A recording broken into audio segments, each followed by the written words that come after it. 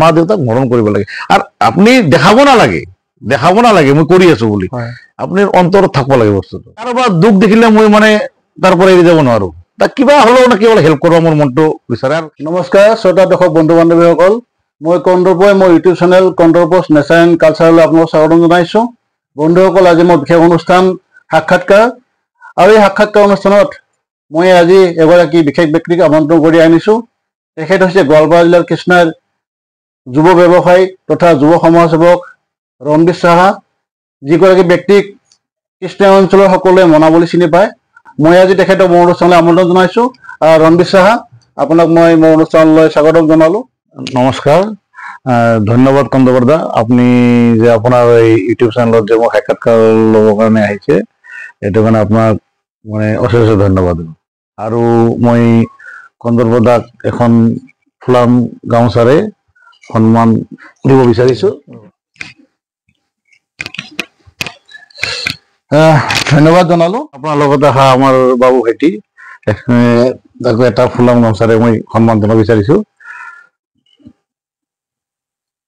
ধন্যবাদ ৰণবীৰ সাহা ডাঙৰীয়া আপুনি অনুষ্ঠানৰ আৰম্ভণিতে আমাক ফুলাম গামোচা সন্মান জনাইছে তাৰ কাৰণে আপোনাক বহুত ধন্যবাদ জ্ঞাপন কৰিছো ডাঙৰীয়া মোৰ এইটো সাক্ষাৎকাৰ অনুষ্ঠান আপুনি নিশ্চয় অৱগত মই যিখিনি লোকক আজিলৈকে মোৰ অনুষ্ঠানত মই আমন্ত্ৰণ কৰি আনিছো পোনতে মই তেওঁলোকৰ মুখৰ পৰা তেওঁৰ নিজৰ পৰিচয়টো মই জানি লওঁ আপুনি আজি মোৰ অতিথি মই আপোনাক আহ্বান জনাব খুজিছো আপোনাৰ নিজৰ পৰিচয়টো যে আপুনি নিজৰ মুখেৰে দিয়ে ৰাইজে নিশ্চয় ভাল পাব নমস্কাৰ মোৰ নাম ৰণবীৰ সাহা মোৰ কৃষ্ণাই বাবুপাৰাত ঘৰ মোৰ দেউতা নাই মা আছে আমি তিনি ভাই আৰু মোৰ ৱাইফ মোৰ দুটা ল'ৰা আৰু কৃষ্ণাই সকলোৱে মোক মনা বুলি জানে মই এটা কৃষ্ণাই সৰু ব্যৱসায়ী এই মোৰ পৰিচয় ধন্যবাদ ডাঙৰীয়া আপুনি আপোনাৰ পৰিচয়টো দিলে আমি জ্ঞাত যে কৃষ্ণাই তথা গোৱালপাৰা জিলাৰ প্ৰায়খিনি লোকে আপোনাক চিনি পায় আৰু সকলোৱে আপোনাক মনা বুলি জানে আপোনাৰ আচল নামটো বহুতে নাজানে ৰণবীৰ সাহা আমি দেখিছো আপুনি কৃষ্ণাই অঞ্চলৰ এজন যুৱ ব্যৱসায়ী লগতে যুৱ সমাজসেৱক গতিকে আমি আশা ৰাখিছো আমাৰ যিটো সাক্ষাৎকাৰ অনুষ্ঠান নিশ্চয় এইটো খুবেই ভাল লগা হ'ব আমি যথেষ্ট কথা পাতিম আমাৰ মূল আলোচনা যোৱাৰ আগতে মই আপোনাৰ লগত কিছু প্ৰাথমিক কথা বতৰা পাতিব খুজিছো ডাঙৰীয়া মই পোনতে আপোনাৰ পৰা জানিব খুজিছো বৰ্তমান যুগত প্ৰায়খিনি যুৱক যুৱতীয়ে চাকৰিৰ প্ৰতি আকৰ্ষিত হয় তেওঁলোকে চাকৰি বিচাৰে কিন্তু আপুনি নিশ্চয় ব্যতিক্ৰম আপুনি কৃষ্ণাইত ব্যৱসায় আৰম্ভ কৰিছে আৰু আমি দেখিছো আপুনি ব্যৱসায়ত আপুনি আশা কৰা ধৰণে আগবাঢ়িছে মোৰ প্ৰশ্নটো হ'ল এজন শিক্ষিত যুৱক হোৱাৰ পিছত আপুনি কি কাৰণত চৰকাৰী চাকৰি আশা নকৰি ব্যৱসায়ৰ প্ৰতি আকৰ্ষিত হ'ল হয় কন্দৰ্পদা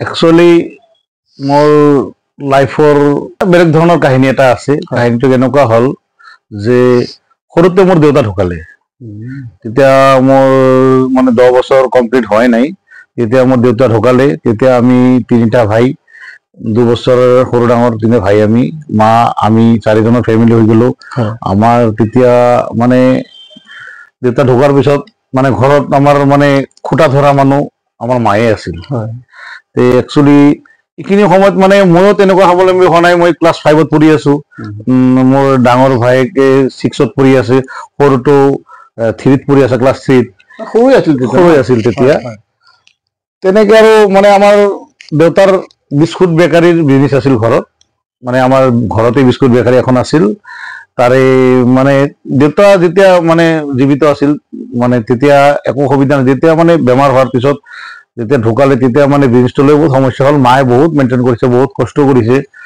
এনেকে ময়ো বা ভাইটিহঁতেও অলপ মাল মানে হাত ধৰিছো যে আমাৰ মানে তেতিয়া আমাৰ মানে এটাই লক্ষ্য হ'ল আমাৰ পঢ়া শুনা কৰিব লাগে আমাৰ খাব লাগে মানে আমাৰ মানে দৈনন্দিন জীৱনৰ যিবিলাক বস্তু দৰকাৰ চলাবৰ কাৰণে আমাৰ মানে বিৰাট এটা সমস্যাৰ মানে সন্মুখীন হ'ব লগা হৈছিল মায়ে যিয়ে নহওক আমাক বহুত কষ্ট কৰি মানে বেকাৰীখনো চলাইছে প্লাছ আমিও লাহে লাহে নিজে নিজে কাম শিকিছো তাতে লাষ্টত তেনেকুৱা হ'ল আমাৰ 16-17 জন বেকাৰীত কৰ্মচাৰী আছিল ষ্টাফ আছিল যেটো মানে বেকাৰীৰ ৱাৰ্কাৰ বুলি কয় তে এনেকে কমি লাষ্টত এজন থাকি গ'ল তেতিয়া মই তেনেকে মই 10ত গুচি গ'লো। 94ত মই মেট্ৰিক দিলোঁ, মাধ্যমিক পৰীক্ষা দিলোঁ। দিয়াৰ পিছত মই প্ৰথম বছৰ পৰীক্ষা দিওঁতে মই পাছ কৰিলোঁ। তেনেকে মই কামো কৰি আছো, পঢ়া শুনা কৰি আছো। তেতিয়া মানে চিন্তা কৰিলোঁ যে এনেকে আৰু কেনেকে চলা হ'ব, তে এনেকে তোৰ কাম নহ'ব, কাৰণ যিখিনি আমাৰ উপাৰ্জন হয় আমাৰ খোৱা লোৱাতে শেষ হৈ যায়। মানে এক্সট্ৰা এটা চাইকেল নাই, ঘৰত এটা বাইক নাই, তেনেকুৱা আমাৰ এটা চিটুৱেশ্যন, ইলেক্ট্ৰিচিটি নাই, মানে এটা দেউতা মৰাৰ পিছত আমাৰ তেনেকুৱা চিটুৱেশ্যন এটা হৈছিল। মায়ে আমাক বহুত কষ্ট কৰি 10লৈকে পঢ়াইছে, বা এতিয়াও আমাৰ লগত বহুত হেল্প কৰে, আমাক সহযোগিতা কৰে। তেতিয়া আমাৰ শাৰীৰিক ঠিক আছিল, আমাক নিজে বিজনেছ চলাই আমাক খুৱাইছে। তেতিয়া মই চিন্তা কৰিলো এনেকে বিজনেছ নচলিব, মই বজাৰ চলাব লাগিব। তেতিয়া মোৰ এটা মানে সৰু কালৰ মানে বাল্যকালৰ বন্ধু বুলি কয়, হাৰাধন মিত্ৰ, মই এটা প্লেনিং কৰি আমি কিবা কৰিব লাগে বুলি প্লেনিং কৰিলো আৰু কি। হাৰাধন মিত্ৰ চিনি পাব, ৰংমন মিত্ৰ কমপ্লেক্সৰ কাপোৰৰ দোকান আছে ইয়াৰ। ই চাহাৰাত সোমালে, ই ক'লে যে মই আছো চাহাৰাতে সোমাও দুজনে। ময়ো সোমালো, ই সোমালে, তাৰ হয়তো 6 মাহ বেক বছৰ ময়ো সোমালো। তেনেকে চাইকেল লৈ খোজকাঢ়ি কালেকশ্যন এটা আৰম্ভ কৰিলো, ঘৰৰ বেকাৰীটো চাওঁ। তেনেকে কৰি মাৰ্কেটত অলপ পপুলাৰিটি পালো মই ভালে, 2, 3, 4 বছৰ 5 বছৰ পিছত। তেতিয়া কমিউনিকেশ্যনো ভাল নাছিল, বাইক নাছিল, গোৱালপাৰা অহা যোৱা অসুবিধা আছিল, মেনুৱেল আছিল, হাতত কাম কৰিব লগা হৈছিল। তেনেকে মই মোটামুটি 96ৰ জুন মাহৰ 27-28 তাৰিখ তেনেকুৱা হ'বতে চাহাৰা জইন কৰিলো এজেণ্ট হিচাপে। তেনেকে কৰি মই শেষলৈকে ভালে এটা পজিশ্যন হ'ল চাহাৰা ব্ৰাঞ্চত। গোৱালপাৰা ব্ৰাঞ্চত মোৰ মোটামুটি 2nd পজিশ্যন আহি গ'ল, ভালে কাম কৰি আছিলো। মই LIC এজেণ্টো কৰিছো। তাৰপিছত এটা সময় এনেকুৱা আহিল যে মই ইমান বিজি হৈ গ'লো, আৰু মোৰ আৰ্নিংটো যোনটুকু আহে মোৰ তাতকে বেছি পৰিশ্ৰম হয়। তেতিয়া মই ডিচিশ্যনটো ল'লো, মানে ভাইটি সৰু পঢ়ি আছে, আৰু মোৰ ডাঙৰ ভাইকৰ মোটামুটি এটা সাইকোলজি প্ৰব্লেম, এটা মানে এটা বেমাৰ এটা আছে। ইয়াৰ কাৰণে মানে একো কৰিব নোৱাৰা হ'ল, তাত ট্ৰিটমেণ্ট চলাব লগা হ'ল। মায়েও তেতিয়া বেকাৰীটো মানে বেকাৰীটো আমাৰ নচলাই হ'ল তেতিয়া, আৰু মই বাহিৰত ওলাই গ'লো। এনেকে কৰি মানে শেষত মই ক'লো যে নহয়, বেকাৰীটো আমি বাদে দিম। তেতিয়া আমি বেকাৰীটো এৰি দিব লগা হ'ল 2004-05 চনৰ কথা এইটো। আৰু তেতিয়া মই চাহাৰা কৰি মোটামুটি সংসাৰটো মেইনটেইন হয় আমাৰ। আৰু মাৰ্কেটত এটা দোকান দিয়া হৈছিল, মানে এই মাৰ্কেটত এই ৰাকেশ কিমনৰ গলিতে এটা মই সৰু এটা ৰুম লৈ তাতে দোকানতে সৰু ভাইটিটো এইটো চলাই আছিল। দাদাও বহিছিল, ময়ো বহিছিলো। তেনেকে কৰি আছিলো। কৰাৰ পিছত যেতিয়া মই 2008ত বিয়া পাতিম, তেতিয়া মই চিন্তা কৰিলো এইবিলাক কাম কৰা নাযাব চাহাৰা, কাৰণ বিয়া পাতাৰ পিছততো অলপ ফেমিলিকো টাইম দিব লাগিব। তেনেকে ভাবি মই মানে 2007তে চাহাৰাটো এৰি দিলো, এজেঞ্চি লাইফটো এৰি দিলো। দোকানটোত মই ষ্টিল দি বহিলো, ভাইটিকো বেলেগকে দোকান এটা দি দিলো, ফাৰ্মাচী। ভাইটি ফাৰ্মাচীৰ ইণ্টাৰেষ্ট আছিল হ'লচেলৰ, সেইটো কৰি দিলো। সেইটো ভাইটি চাই আছিল, সেইটো মই চাই আছো। এনেকে আৰু বিজনেছটো কৰি এতিয়া মানে বিজনেছটো তেনেকে কৰি আছো। আৰু আজি এইটো মানে যেনেকে চলি আছো, অসুবিধা নাই আৰু। ঠিকে আছে ডাঙৰীয়া। আমি কথা আৰম্ভণিতে এটা দুখজনক খবৰ পালো, আপোনাৰ সৰু কালত আপুনি দেউতা ঢুকাইছে। এইটো সঁচাই দুখৰ কথা। মা দেউতা যিহেতু আমাৰ চলন শক্তি, যি হওক আপুনি ঘৰৰ মধ্য সন্তান হ'লেও আপুনি ঘৰৰ সম্পূৰ্ণ দায়িত্ব লৈছে। আপুনি সেইকাৰণে নিশ্চয় চাকৰি আশা নকৰি ব্যৱসায়ত লাগিছে, আৰু আমি দেখিছোঁ ইতিমধ্যে আপুনি ব্যৱসায় যথেষ্টখিনি উন্নত কৰিছে, আৰু আমি আশা ৰাখিছোঁ ভৱিষ্যত আপোনাৰ ব্যৱসায় নিশ্চয় আগবাঢ়িব। হয় দাদা। আমি কথা পাতি আছিলো আপোনাৰ ব্যৱসায়ৰ কথা। সদ্যহতে আপুনি কি ব্যৱসায়ত জড়িত আছে? মোৰ একচুৱেলি ডিষ্ট্ৰিবিউটাৰ লাইনৰ কাম, এই কনভেনশ্যনাৰী মানে, আৰু নাৰ্চাৰী আইটেমো আছে, মানে হ'লচেল বিজনেছ কৰোঁ মই এটা সৰু সুৰা। এইটো লাইনটোক আপুনি কনভেনশ্যনাৰী ক'ব পাৰে। এইটো মানে এইটো আইটেমত বহুত আইটেম এড হৈ থাকে। ঠিকে আছে। আপোনাৰ ব্যৱসায়ত নিশ্চয় আপুনি সহযোগীৰ কাৰণে কিছু ল'ৰাও ৰাখিছে। এই ল'ৰাখিনি সংস্থাপন আপুনি দিছে। এতিয়া কথাটো এনেকুৱা হ'ল, আপুনি চাকৰি কৰিলে আপুনি অকলে চাকৰি কৰিলেহেঁতেন, কিন্তু এতিয়া আপুনি ব্যৱসায়ত যোৱাৰ লগে লগে আৰু কেইজনমান যুৱকো আপুনি সংস্থাপন দিব পাৰিছে। এতিয়া মই জানিব খুজিছো, যিহেতু আপুনি যুৱ ব্যৱসায়, কথা হ'ল যিখিনি যুৱক যুৱতী, বিশেষকৈ যুৱকে চাকৰি আশা নকৰি তেওঁলোকে ব্যৱসায় কৰিব খোজে, সেইখিনি যুৱকক আপুনি কি উপদেশ দিব? চাওক কন্দদা, এটা ভাল প্ৰশ্ন সুধিছে আপুনি। তাৰমানে একচুৱেলি এজন চাকৰিজীৱী মানুহ আৰু এজন ব্যৱসায় কৰা মানুহৰ বহুত মানে অন্তৰ আছে। কি অন্তৰ আছে? অন্তৰটো হ'ল চাকৰিয়াল এজন একচুৱেলি মানুহজনৰ সময় নাপায়। এটা মানে বাইণ্ডিং থাকে মানুহজনৰ, যে মই ডিউটিত যাব লাগিব, ডিউটি এটেণ্ড কৰিব লাগিব, মোৰ ফেমিলি চাব লাগিব। আৰু বিজনেছমেন মানুহৰ কিন্তু এইটো কৰাৰ পিছত চাকৰিয়াল মানুহৰ ব্ৰেইনটো নুখুলে যে আমি বেলেগ এটা কিবা ধান্দা কৰিম, সময়ো নাপায়। ইয়াৰ বিজনেছমেনৰ কি হ'ল, বিজনেছমেনৰ মানে সীমাবদ্ধতা নাথাকে। আৰু এটা বিজনেছমেনে নিজৰ ফেমিলিৰ বাহিৰে আৰু ই যদি ভাবে 10টামান ফেমিলি চলাই দিব পাৰে, সৰু হওক ডাঙৰ হওক। যেনে মোৰ এটা দোকান, মোৰ 4টাকে ষ্টাফ আছে, মোৰ তাতে 4-5টা লেবাৰ কাম কৰে, পিলপিলি কাম কৰে। তেনেকে মই চাকৰি কৰিলে এই মানুহকেইজনক কৰ্ম সংস্থাপন দিব নোৱাৰিলোহেঁতেন। সিহঁতক কি আছে মানে বিজনেছ এটা সৰুই হওক ডাঙৰ হওক, এটা বিজনেছমেনৰ মানে অৱদান আছে যে এটা বিজনেছমেনে যদি ভাবে যে মই বিজনেছটো বঢ়াম বা ছাকচেছ বিজনেছমেন যে হ'ব পাৰে, মানে বহুত মানুহৰ হেল্প হয় এইটোত। মই ঠিকে বুজিছো, কিন্তু কথা হৈছে কি যিখিনি যুৱক নতুনকৈ ব্যৱসায়ত জড়িত হ'ব খোজে, আপুনি এজন অভিজ্ঞ ব্যৱসায়ী হিচাপে তেওঁলোকক কি পৰামৰ্শ দিব, কেনেকে আগবাঢ়িলে তেওঁলোকে উন্নতি কৰিব পাৰিব? তেওঁলোকে কেনেকে আগবাঢ়িব মানে প্ৰথমতে যিকোনো বস্তু এটা আপুনি আৰম্ভ কৰাৰ আগতে এটা প্লেনিং থাকিব লাগে, যে প্লেনিং এটা কৰাৰ পিছত যে মই এটা এনেকুৱা বিজনেছ কৰিম য'ত নেকি মোৰ মানে বিজনেছটো এনেকুৱা হ'ব লাগে, মানে মই বিজনেছটো খোলাৰ লগে লগে জানে মই 2-3জনক তাতে ইনভলভ কৰাই দিব পাৰোঁ যে তহঁতে এইখিনি কাম চাবি, যিটো উপাৰ্জন হ'ব তহঁতে কিয় মই কিবা পাম। মানে মালিক নিজে হ'লেও মানে টাৰ্গেটটো এনেকুৱা থাকিব লাগে যে মই অকলেই নাখাওঁ, মই বিজনেছটো এনেকুৱা কৰিম। প্লেনিংটো একচুৱেলি চাওক, মই আপুনি যিটো প্ৰশ্ন সুধিছে মানে কোনোবাই যদি কৰিব খোজে তাক কেনে মানে পৰামৰ্শ দিম। পৰামৰ্শ মানুহ ধৰক বিভিন্ন ধৰণৰ চিন্তাধাৰা থাকেতো। এতিয়া ধৰক মোৰ হিচাপত যদি কাৰোবাৰ ঘৰত কোনো দেউতাৰ বিজনেছ থাকে, মোৰ হিচাপত ল'ৰা সেইটো বিজনেছ কৰিব লাগে। দেউতা যি কৰিছে সেইটো অলপ বঢ়াই আৰু 10জন মানুহ সোমাই তাতে 10জন মানুহ কৰ্ম সংস্থাপন দিব লাগে তাতে। মোৰ এইখিনিয়ে কথা যে মানে মানুহ বিজনেছমেন মানুহৰ এটাই লক্ষ্য থাকিব লাগে যে মই অকলে বিজনেছ কৰি মোৰ অকল ফেমিলিটো মেইনটেইন কৰা চিন্তা কৰিলে নহ'ব, মই যাতে আৰু 10জনক ইনভলভ কৰাই দিব পাৰোঁ। তাতে তেনেকুৱা থিংকিঙত বিজনেছত নামিব লাগে যে 10জন মানুহ যাতে ইয়াৰ পৰা আৰু ইনকাম পায়। নিশ্চয় ব্যৱসায়ত জড়িত হোৱাৰ লগে লগে তেওঁৰ ধৈৰ্য কথা আছে, তেওঁৰ লক্ষ্যৰ লগত ধৈৰ্য লাগিব, আৰু বিশেষকৈ এইটো ব্যৱহাৰ যিটো গ্ৰাহকৰ প্ৰতি যিটো ব্যৱহাৰ, এই ব্যৱহাৰটো নিশ্চয় উন্নত ভদ্ৰ ভাল হ'ব লাগিব। এইটো লাগিবই এজন ব্যৱসায়ী হিচাপে। এই যদি ইয়াৰ মেইনলি ইয়াৰ ব্যৱহাৰটো আপুনি ভাল মুখেৰে আপুনি কাষ্টমাৰো জয় কৰিব পাৰিব, আপুনি ষ্টাফো ৰাখিব পাৰিব, আপুনি যিকোনো সমস্যা সমাধান কৰিব। এইটো বিজনেছৰ ক্ষেত্ৰত অকল মালিকজনৰ মেইন ছাৰ্ভিচ ব্যৱহাৰ মানে এইখিনি বস্তু থাকিলে ছাকচেছ হ'ব পাৰিব। মানে ই ছাৰ্ভিচ মানে এতিয়া মালিকজন গোটেই বস্তু চাই থাকিব লাগিব, মানে কেনেই থাকিব নালাগে। ষ্টাফক কিবা ভুল হৈছে ভালকে বুজাই দিব লাগে, আৰু কাষ্টমাৰত ভাল ব্যৱহাৰ কৰিলে কোনোবা কিবা ভুল কৰিছে বুজাই। এনেকে অনলি দোকানদাৰী বিজনেছ নহয়, ইণ্ডাষ্ট্ৰি বিজনেছ হওক, যিকোনো বিজনেছ হওক, বিজনেছ সৰুতকৈ ডাঙৰ কোনো কথা নাই। ব্যৱহাৰটো মেইন ভাল হ'ব লাগে, মানে কাষ্টমাৰক ভগৱান বুলি মানিব লাগে, ষ্টাফকো ভাল পাব লাগে, এই বিজনেছ উন্নতি হ'বই। হয় ডাঙৰীয়া, আপোনাৰ কথাখিনি ভাল লাগিছে, আৰু যিখিনি দৰ্শকে আমাৰ অনুষ্ঠান চাই আছে তেওঁলোকে নিশ্চয় ভাল পাব। এইখিনিতে মই আৰু এটা কথা জানিব খুজিছিলোঁ, যিহেতু আপুনি কৃষ্ণই ব্যৱসায় কৰে আৰু কৃষ্ণাই ব্যৱসায় স্থান বুলি গোটেই গড়বাজুলিৰ নাম আছে, মেঘালয় যিহেতু আমাৰ সীমামূৰীয়া ঠাই, কিন্তু আমি দেখিছোঁ কৃষ্ণাই আগৰ যিটো ব্যৱসায় যিটো পৰিৱেশ আছিল, সেই পৰিৱেশটো বৰ্তমান নাই বুলি কয়। ব্যৱসায় ডাউন হোৱা বুলি কয়। এইটো আচলতে কিয় হৈছে? ব্যৱসায় ডাউন হোৱা বুলি এই শব্দটো কেনেকৈ আহে? ব্যৱসায় কিয় ডাউন হ'ল? ব্যৱসায় কিয় তলৰ ফালে গুচি যোৱা বুলি বহুতে কয়? একচুৱেলি আমি আমাৰ নিচিনা ব্যৱসায়ীটো মানে বিচাৰি পোৱাটো অলপ টান। একচুৱেলি কি হ'ল মানে আমাৰ যিটো অঞ্চল কৃষ্ণাই, আমাৰ কৃষ্ণাই অঞ্চলটো টোটেলি নিৰ্ভৰ কৰে আমাৰ মেঘালয়ৰ ওপৰত। মেঘালয়ৰ কি হয় মানে মেঘালয়ৰ কিছুমান বস্তু আছে, যেনেকুৱা 1 নম্বৰ কয়লা হ'ল, দ্বিতীয়তে হ'ল আপোনাৰ আদা, যিটো মানে আদাটো 12 মাহে ওলায় তাৰ পৰা, আৰু চুপাৰী। এই বস্তুবিলাকৰ কি হ'ল এইবাৰ মানে চাহিদা কমি গ'ল। কয়লাটোত কিবা নানান সমস্যা চলি আছে, চবে গমে পায় এইটো।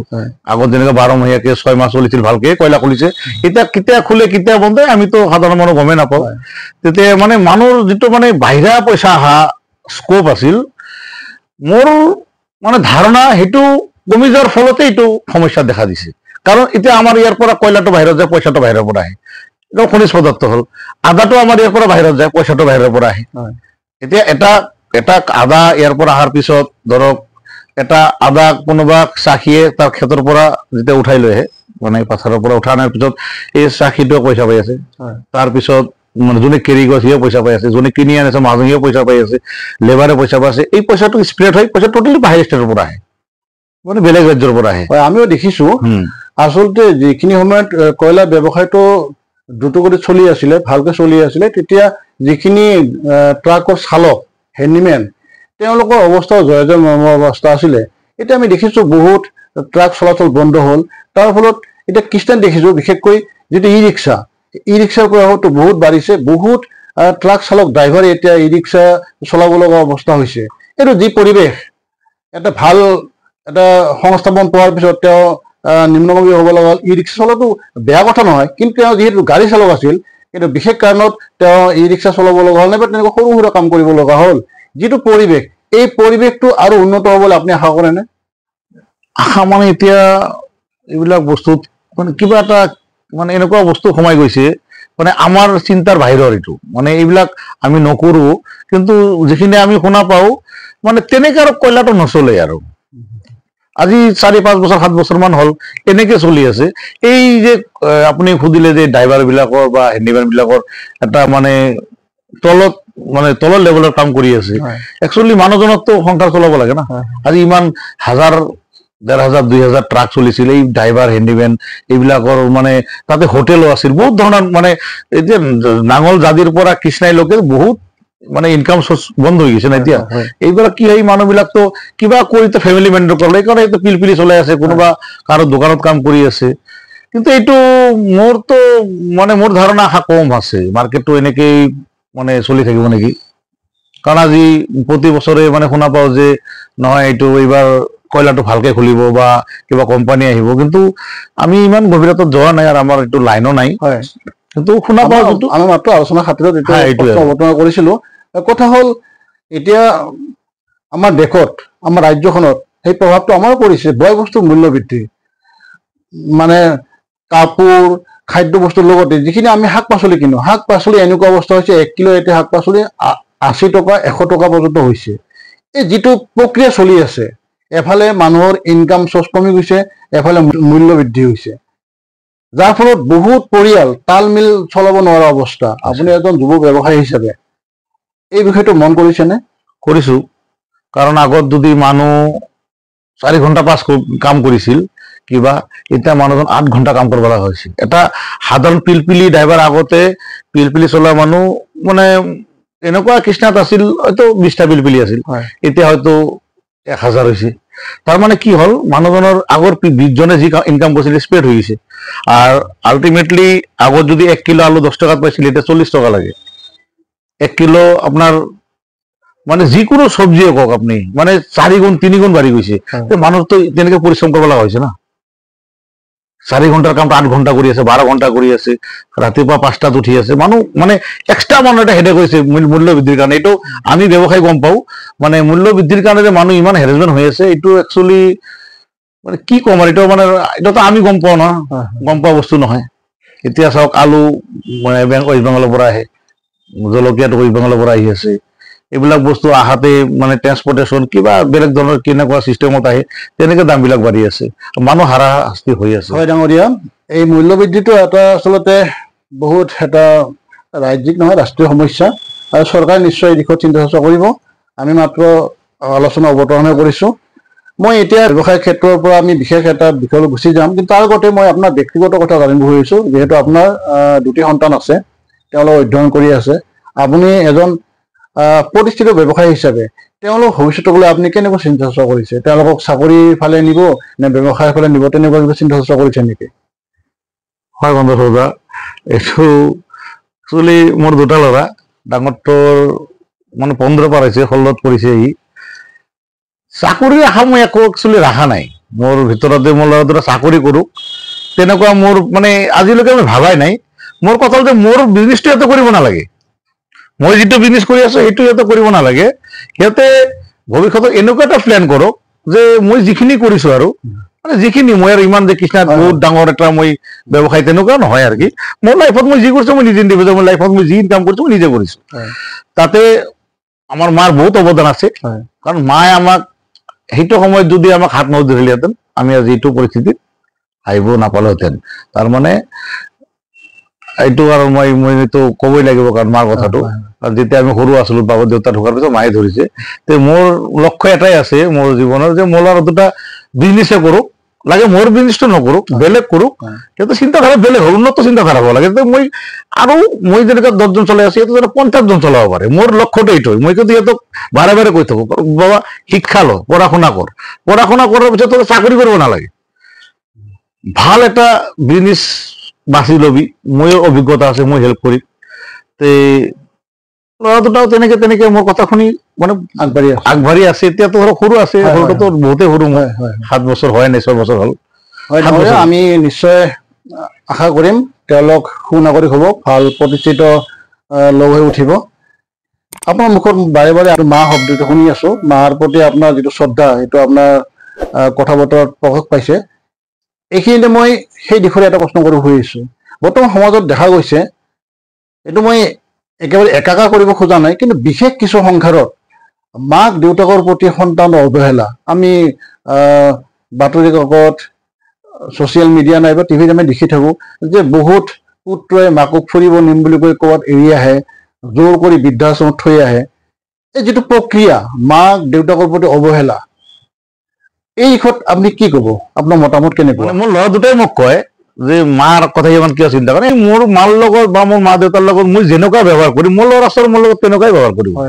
মোৰ ল'ৰা ছোৱালী কিন্তু চাই আছে আমি কি কৰি আছো, আমিও তো একদিন বুঢ়া হ'ম না। তেতিয়া সিহঁতে চাব, আমাৰ দেউতাই আমাৰ মাক তাতে ৰাখি আছে, ট্ৰিটমেণ্ট কৰা নাই, বেমাৰ হৈছে, মাত দিয়া নাই, সিহঁতে আমাৰ লগত তেনেকুৱা কৰিব না। এৰ কাৰণে একচুৱেলি মা দেউতাক মৰম কৰিব লাগে। আৰু আপুনি দেখাব নালাগে মই কৰি আছো বুলি, আপুনি অন্তৰত থাকিব লাগে বস্তুটো, এইটোৱে কথা। ঠিকে আছে।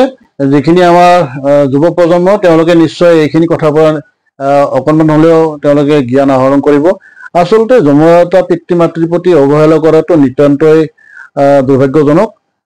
আমি আশা কৰিম সকলো সন্তানে নিজৰ পিতৃ মাতৃ তথা বয়সস্থ ব্যক্তিৰ প্ৰতি দায়বদ্ধ হওক, সন্মান কৰিবলৈ শিকক, সৰুক মৰম কৰিবলৈ শিকক। এইটো আমি আশা কৰিম। মই তেনেকৈ আচলতে সমাজখন ধৰি উঠে। ডাঙৰীয়া, আমি আপোনাৰ ব্যৱসায়, আপোনাৰ জীৱনৰ কথা পাতিলোঁ। আমি দেখিছোঁ কৃষ্ণাইত যিখিনি লোক সমাজ সেৱাৰ দিশত জড়িত, তাৰ ভিতৰত যুৱক হিচাপে আপোনাৰ স্থানো যথেষ্ট উন্নত। আপুনি সমাজৰ লগত প্ৰত্যক্ষভাৱে বিভিন্ন ক্ষেত্ৰত জড়িত হৈ আছে। আমি এতিয়া এই দিশত কিছু আলোচনা কৰিম। মই আপোনাৰ পৰা জানিব খুজিছোঁ, আপুনি এগৰাকী ব্যস্ত ব্যৱসায়ী, আপুনি সদায় ব্যৱসায়ত ব্যস্ত হৈ থাকে, তাৰ লগতে আপুনি সমাজ সেৱাৰ লগতো জড়িত হৈ পৰিছে। সমাজ সেৱাৰ প্ৰতি যিটো দায়বদ্ধতা, সমাজ সেৱাৰ প্ৰতি যিটো আকৰ্ষণ, আপোনাৰ মনত সেইটো কেনেকৈ সৃষ্টি হ'ল? মানে মই সৰুৰ পৰা চাইছো, মানে মোৰ এটা সেৱামূলক কাম কৰা মোৰ সৰুৰ পৰা এটা মানে অন্তৰৰ পৰা আহে যে মানুহজন মানে ভৰি ভাঙা মানুহজন কষ্ট কৰি খাই আছে, মানুহজনৰ মানে কিবা আমাৰ মনেৰ পৰা এনেকুৱা এটা ভাৱ আহে, মানে কাৰোবাৰ দুখ দেখিলে মই মানে তাৰ পৰা এৰি যাব নোৱাৰো। তা কিবা হলেও না কেৱল হেল্প কৰিব মোৰ মনটো বিচাৰে। আৰু মই ক্ষমতা, মোৰ যিখিনি ক্ষমতা আছে, মোৰ ক্ষমতা হিচাপে মানুহক মই হেল্প কৰিয়ে থাকো। আৰ সামাজিকতাটো এইটো একচুয়ালি ভিতৰৰ পৰা অহা বস্তু, মানে ইণ্টাৰেষ্ট, মানে কেনেকুৱা এইটো কৰি আছে, মই তাতে অলপ ইনভলভ হ'ব পালে মোৰ ভাল লাগিলহেঁতেন। এনেকে মানে এটা সময়ত, এতিয়াতো আমি ডাঙৰে হলো, এতিয়া মাৰ্কেটত আমাৰ মানে থাকিব লগা হলে মই বহুকেইটা অনুষ্ঠানৰ লগতো জড়িত হৈ আছো, আমাৰ ব্যৱসায় সন্থাৰ লগত জড়িত হৈ আছো, আমাৰ শ্মশানখনৰ লগত জড়িত হৈ আছো, মই পূজা কমিটিত জড়িত হৈ আছো, আৰু বিভিন্ন সমস্যাবিলাকত মই জড়িত হৈ থাকো। আৰু মোৰ এইটো এটা ইণ্টাৰেষ্ট, ভাল লাগে যে মানে বেয়া লাইনত কেতিয়াও কথা নকওঁ, আৰ বেয়া চিন্তা কেতিয়াও নকৰো, যদি পাৰো অলপ ভালো চিন্তাই কৰো। এটোকে ভিতৰৰ পৰা সমাজৰ উন্নতি নাইবা সমাজৰ ভালৰ কাৰণে চিন্তা কৰি আছো। হয় ডাঙৰীয়া, আপুনি বিভিন্ন অনুষ্ঠানত জড়িত বুলি আমি কৃষ্ণবাসী হিচাপে আমি জানো। আমি দেখিছো আপুনি কৃষ্ণাই যিখন ব্যৱসায় সন্থা চেম্বাৰ অফ কমাৰ্চ, তাতো আপুনি জড়িত আছে। লগতে আপুনি কৃষ্ণা অঞ্চলত বিভিন্ন উৎসৱ পাৰ্বণত জড়িত থাকে। আমি শেহতীয়াকৈ দেখিছো কৃষ্ণা আঞ্চলিক যিখন শ্মশান আছে, তাত যিটো কালী মন্দিৰ, সেইটো আটক ধুনীয়াকৈ ৰাইজে বনোৱা যিটো প্ৰচেষ্টা, তাত সকলো অৰিহণা আছে, কিন্তু আমি দেখিছো তাত আপুনি বিশেষভাৱে লাগি আছে। তাৰমানে এইটো মানে কি কম আৰু, মানে আজি 10 বছৰমান হৈছে যে শ্মশানখন, আমাৰ শ্মশানখন আছে এইটো, তাতে আমাৰ আগৰ পিঢ়িও কাম কৰিছে। এনেকুৱা নহয় যে কাম কৰা নাই, কাম নকৰিলে তাতে এইটো নাথাকিলহেঁতেন, কাৰেণ্ট নাথাকিলহেঁতেন, টেংকি নাথাকিলহেঁতেন, মানুহ কাম কৰিছে। কিন্তু মানে লাহে লাহে এনেকুৱা হৈ আছে আমাৰ সমাজখন যে মানে যি আছে আছে আৰু চলি থাকো কেনেকে তে আমাৰ তাতে যিটো কালী মন্দিৰ আছিল মানে আমি গৈ থাকো কালী মন্দিৰটো চাই থাকো মনটো বেয়া লাগে প্ৰতি বছৰে পানী পৰে ইটো ভাঙি যায় কাঠটো ভাঙি যায় চেঞ্জ কৰিব লাগে মানে 10-12 বছৰৰ পৰা মই তাতে ইনভলভ হৈ আছো চাই আছো তেতিয়া মই মানে এইটো শ্মশানখনতে কিবা দায়িত্ব ল'ম তেনেকুৱা নাছিলো অট'মেটিকলি দায়িত্বখন কেনেকে মোৰ ঘৰত আহি গৈছে ঘৰত মানে মই অকলে নহয় মোৰ লগত আৰু 15-20 জন মান আপুনি নেতৃত্ব দিছো বা মোৰ লগত আৰু 15-20 জন মান জড়িত হৈ আছে সিহঁতে মোক যথেষ্ট হেল্প কৰে আৰু সিহঁতে মোক আগভাগ লগাই দিছে যে তুই কৰ আমি আছো আৰু মই এনেকে মোৰ ইণ্টাৰেষ্টটো আহি গ'ল এদিন আমি চবকে মাতিলো যে মাৰ মন্দিৰটো এনেকৈ বেয়া হৈ আছে এনেকে পূজা কৰা নাযাব এইটো বনাব লাগে তেতিয়া মানে আমাৰ যে লগৰীয়া বন্ধু বান্ধৱ মানে উঠা বহা কৰা কিন্তু মই এনাউন্সমেন্ট কৰি মিটিং এটা মাতিলো শ্মশানত যিকেইজনে আহিছিল আৰু কি অহাৰ পিছতে আমি ক'লো যে মাৰ মন্দিৰখন বনাব লাগে কালী মন্দিৰ শ্মশান কালী মন্দিৰ কি কৰা যায় ঠিক আছে মই এটা বাজেট কৰো তেতিয়া আমি এটা লিষ্ট কৰলো লিষ্ট কৰাৰ পিছত এটা বাজেট কৰাৰ পিছত আমি যেনেকুৱা ৰবদাৰ কথাই গলো পিণ্টুৰ কথাই গলো বা মিৰ্জাৰ কথাই গলো বা উপদা যিখিনি আছিল আৰু কি মানে গোটেইখিনিৰ নাম নকলো মানে আমাৰ 15-20 জন তাতে আছিলো চবে কিবা কিবি মই ৰড দি মই চিমেণ্ট দি মই বালা দি এনেকে ধাঁচাটো আমাৰ বনি গল লাষ্টত কি হল এইটো 2019-ৰ কথা তাৰপিছত লকডাউন পৰিল কামটো বন্ধ হৈ গল 21-ত লকডাউন থাকিল 22-ত আৰু আমি অলপ কাম কৰিলো সবে সহযোগিতা তেতিয়ালৈকে ভাবা নাই যে কালেকশ্যন কৰিম কাম কৰিম বা তেনেকে হৈ আছে আৰু এইবাৰ যোৱাবাৰৰ আগৰবাৰ দেৱালীৰ দিনা বহুত বৰষুণ দিলে কিন্তু দেৱালীৰ দিনাখন এনেকুৱা বৰষুণ দিলে যে মানে মূৰ্তিটো উঠাব নোৱাৰো পেণ্ডেলত তেতিয়া মানে ইমান মানে দুখ লাগিল ৰাতি মই গলো মোৰ লগত আৰু 4-5 জন বন্ধু গৈছে ৰাতি 10টাত যায় কোনো নাই 4-5 জন বহি আছে মূৰ্তিটো উঠাই দিয়ে না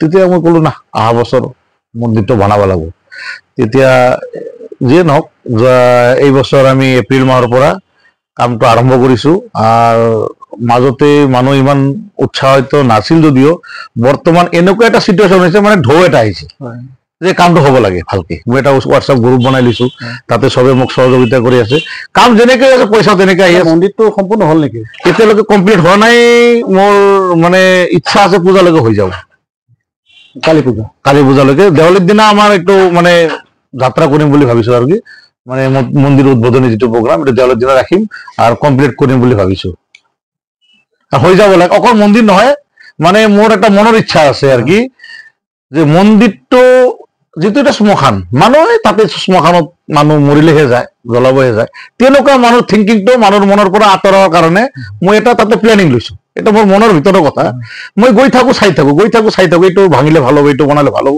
এনেকে মই অলপ চিষ্টেমবিলাক চেঞ্জ কৰিছো চেঞ্জ কৰাৰ পিছত এতিয়া মানে মোৰ মন্দিৰত মানে ঘৰৰ পৰা যেতিয়া মই লৈ যাওঁ ঘৰৰ পৰাই মোক কি ইমান শ্মশানত যাই থাকা কামটো হৈ আছে মই বোলো নহয় মই তাতে মোৰ ইণ্টাৰেষ্ট আহিছে যোৱাৰ কাৰণে 2-3বাৰকে মই যাওঁ যোৱাৰ পিছত এতিয়া মানে ভাল লাগে কি শ্মশান বুলি মনত নহয় এটা পৰিৱেশ গঢ়ি উঠিছে যে মানে শ্মশান কম মন্দিৰ বেছি এনেকুৱা লাগি আছে আৰু কি আৰু মোৰ এইটো যদি হৈও যায় তথাপি হয়তো কৃষ্ণবাসী ৰাইজ একবাৰ গলে চাব যে নহয় হৈছে কিবা এটা ধন্যবাদ ডাঙৰীয়া আপুনি মন্দিৰ নিৰ্মাণৰ যিটো উদ্যোগ লৈছে ভাল লাগিছে মন্দিৰ নিৰ্মাণৰ কথা কোৱাৰ লগে লগে আৰু এটা কথা মনলৈ আহিলে যেহেতু সময়টো দুৰ্গা পূজাৰ সময় আমি দেখিছো কৃষ্ণাইত দুৰ্গা পূজাৰ এটা বিশেষ পৰিৱেশ আছে আমি শিশুকালৰ পৰা দেখিছো খুব জাক জমকতাৰ কৃষ্ণাৰ দুৰ্গা পূজা অনুষ্ঠিত হয় আৰু দুৰ্গা পূজা আহিলে এইবুলি দুৰ্গা পূজাৰ কাৰণে কৃষ্ণবাসীয়ে নিশ্চয় নতুন পদক্ষেপ লৈছে আপুনিও পূজা সমিতিৰ লগত জড়িত হৈ থাকে দুৰ্গা পূজা সম্পৰ্কে আপুনি কি ক'ব দুৰ্গা পূজা সম্পৰ্কে কি ক'ম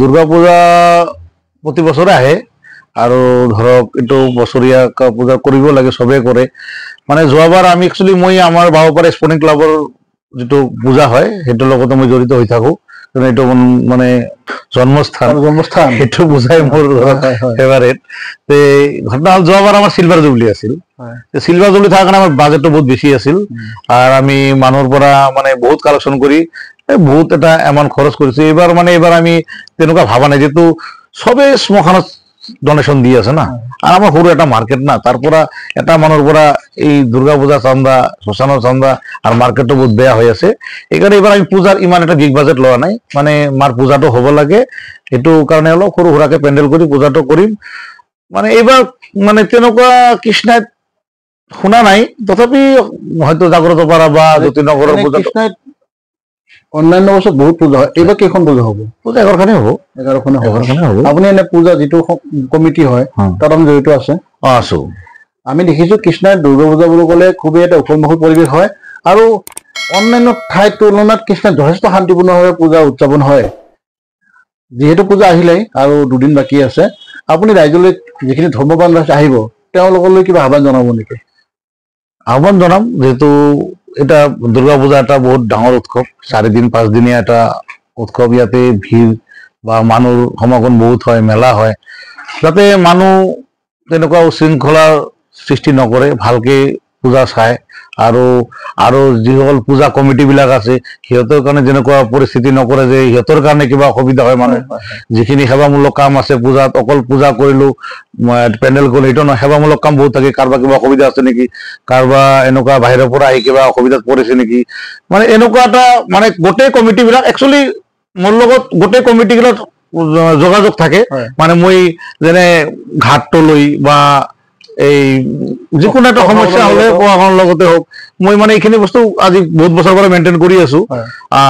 এইটো কাৰণে হয়তো আমাৰ ইয়াতে কোনো অসুবিধা হোৱা নাই আজিলৈকে। আৰু আমাৰ কৃষ্ণা তেনেকুৱা পূজাত অসুবিধা নহয়। বিশেষকৈ মই চবলৈকে আহ্বান জনাব বিচাৰো যে তাৰমানে পূজাত যেন মানে পূজা বুলিয়ে ভাবি চবে আনন্দ উপভোগ কৰে। ইয়াতে এক্সট্ৰা আনন্দ উপভোগ কৰিলে অসুবিধা, বাহিৰা মানুহখিনি আহিলে তাতো হেল্প কৰে। কাৰোবাৰ পানী লাগে, কাৰোবাৰ এনেদৰে যোগান ধৰিলে ভাল হয়। বহুত গৰম পৰে, বহুত দূৰৰ পৰা মানুহ আহে পূজা চাব, কোনোবা পেণ্ডেলত পানীৰ অলপ ব্যৱস্থা, অলপ খিচিৰি ব্যৱস্থা, এইবিলাক অলপ মানে সেৱামূলক কাম থাকিলে অলপ ভাল হয় আৰু কি। আমি শেহতীয়াভাৱে দেখিছো কৃষ্ণাই বজাৰৰ যিখিনি পৰিৱেশ আপোনালোকে পৰিষ্কাৰ পৰিচ্ছন্ন কৰাৰ কাৰণে এটা উদ্যোগ লৈছে। এফালে আপোনালোকৰ পৰিষ্কাৰ পৰিচ্ছন্নতাৰ উদ্যোগ, আনফালে বৰষুণ, এইফালে পূজা, এটা বিশৃংখলীয়া পৰিৱেশ হোৱা বুলি আপুনি ভাবিছে নিশ্চয়, যে ৰাস্তা ঘাটবিলাক আমি চাফ চিকুণ কৰিব গলো কিন্তু আৰু বোকা পানী পৰিপূৰ্ণ হৈ গ'ল। যিহেতু পূজা আহিছে, এইখিনি কিবা উন্নত কৰাৰ কাৰণে আপোনালোকে চিন্তা চৰ্চা কৰিব নেকি? একচুৱেলি আমাৰ ক'ব গ'লে আমাৰ ব্যৱসায়িক সন্থাৰ ভাগ্যটোই বেয়া। আমি যিটো পদক্ষেপ হাতত ললো যে ৰাস্তাটো অলপ দীঘল কৰিব লাগে, একচুৱেলি আমাৰ ড্ৰেইন নথকাৰ কাৰণে এই মাটিবোৰ যে দোকানৰ সন্মুখত পেলাইছে, এই কাৰণে ৰাস্তাটো একদম মানে সৰু হৈ গৈছে। সৰু হোৱাৰ ফলত কি হ'ল, মানে মাটিবিলাক ৰাস্তাত আহি গৈছে। আমি এটা প্লেনিং ললো, আমি বহিলো আমাৰ ব্যৱসায়িক সন্থাৰ প্ৰেচিডেণ্ট, মই ৰিংকু ছেক্ৰেটাৰী, আমি বহি ক'লো যে এইটোতো পূজাৰ মাৰ্কেটত অসুবিধা হ'ব, মানুহ গাড়ী ৰাখিব নোৱাৰে, জাম লাগি যায়, পিলপিতে মাটিখিনি উঠাই দিওঁ, উঠাই দি অলপ ডাঙৰ কৰো, মানুহ পাৰ্কিং পালে কিজানি মাৰ্কেটখন ভাল হবে না মাৰ্কেটখন বেয়া হৈ আছে। পদক্ষেপটো আমি হাতত লৈ আমি 2 সপ্তাহ কাম কৰিলো। মানে আমাৰ এনেকুৱা ভাগ্য, শনিবাৰে কাম কৰিলো, শনিবাৰে বৰষুণ দিছে। তেতিয়া যিখিনি অলপ মাটি আছিল সেইখিনি এতিয়া বোকা হৈ গ'ল, পানীখিনি আটকি থাকিল। আৰু আমি চেন কেবলো পেলালো, চেন কেবল পেলাই বৰষুণ নকমাই হ'ল। পৰহি ৰাতি মই আৰু জলিল দা আৰু ৰামুদাও আছিল, আমি 12টা 1টালৈকে চেন কেবল মিলালো, কিন্তু আমি সাকচেছ নহলো। মানে মানুহখিনিক মানে যিখিনি সুবিধা দিব বিচাৰিছিলো, একচুৱেলি আমাৰ খৰচো বহুত হ'ল, আমাৰ মানে অৰ্থৰো বহুত মানে ভালভাৱে খৰচ হ'ল, কিন্তু সাকচেছ আমি হ'ব পৰা নাই। চাওঁ যদি বৰষুণটো কমি যায়, আমি মানে বেলেগ এটা চেষ্টা লৈছো যে পানীখিনি অলপ ব্যৱস্থা কৰিম যেনেকে নহওক, আৰু চেন কেবল দৰকাৰ হয় আৰু দি দিম, দি আমি মানুহৰ গাড়ী ৰখা বা দোকানত সোমোৱা ৰাস্তাখিনি ক্লিয়াৰ কৰিম। হয় ডাঙৰীয়া, আচলতে বতৰৰ ওপৰত আমাৰ হাত নাথাকে, তথাপি আমি আশা কৰিম, যিহেতু শাৰদীয় দুৰ্গোৎসৱ আহি আছে, নিশ্চয় প্ৰকৃতিয়ে চকু মেলি চাব, বতৰ ভাল হ'ব, আৰু আপোনালোকে যিটো আশা কৰিছে কৃষ্ণাই বজাৰৰ সৌন্দৰ্য বৰ্ধন, এইটো নিশ্চয় সফল হৈ উঠিব। ধন্যবাদ ৰণবীৰ সাহা ডাঙৰীয়া, আপুনি নিজৰ ব্যস্ত জীৱনৰ মাজতে আমাক যথেষ্টখিনি সময় দিছে। আমি অলপ অলপকৈ বহুত কথা পাতিলো। নিশ্চয় আমাৰ শ্ৰোতা দৰ্শক বন্ধু বান্ধৱীসকলেও ভাল পাব, আপোনাৰ বিষয়ে জানিব, আপুনি কি কি ক্ষেত্ৰত জড়িত সেই বিষয়ে জানিব, আৰু নিশ্চয় যিখিনি উঠি অহা যুৱক যুৱতী তেওঁলোকে আপোনাৰ পৰা নিশ্চয় কিছু তেওঁলোকে উদাহৰণ গ্ৰহণ কৰিব। আমি লাহে লাহে আমাৰ অনুষ্ঠানৰ শেষলৈ আহিছো, আপোনাক ধন্যবাদ জনালো পুনৰ। লগতে যিখিনি শ্ৰোতা দৰ্শক বন্ধু বান্ধৱী অনুষ্ঠান চাই আছে তেওঁলোকক পুনৰাই আগতে অনুৰোধ কৰিম, এতিয়ালৈকে যিসকল বন্ধু বান্ধৱীয়ে তথা শ্ৰোতা দৰ্শকে মোৰ অনুষ্ঠান চাই আছে, লাইক কৰিছে, কমেণ্ট কৰিছে, কিন্তু ছাবস্ক্ৰাইব কৰা নাই, তেওঁলোকক অনুৰোধ জনাইছো ছাবস্ক্ৰাইব কৰক। মোৰ চেনেলটো আৰু উন্নত হোৱাৰ কাৰণে আপোনালোকে সহায় সহযোগিতা আগবঢ়াওক। ধন্যবাদ গন্ধৰ্ব দা, মানে আপোনাৰ লগত এই চেনেলত আজি যি কথা বাৰ্তাৰ আদান প্ৰদান হ'ল বহুত ভাল লাগিলে। এই আপোনাৰ চেনেল চোৱা মানুহখিনিক মই অনুৰোধ কৰোঁ যে আপোনাৰ চেনেলটো যেন চায় আৰু ছাবস্ক্ৰাইব কৰে, আপোনাৰ চেনেলটো উন্নত পথত যেন লৈ যায়। এই অনুৰোধ। শাৰদীয় দুৰ্গা পূজাৰ শুভেচ্ছা সকলোকে থাকিল আগতীয়াকে। ধন্যবাদ। সকলোলৈকে শেষত শাৰদীয় দুৰ্গা পূজাৰ শুভেচ্ছা জনাই মই আজি অনুষ্ঠান বিদায় লৈছোঁ।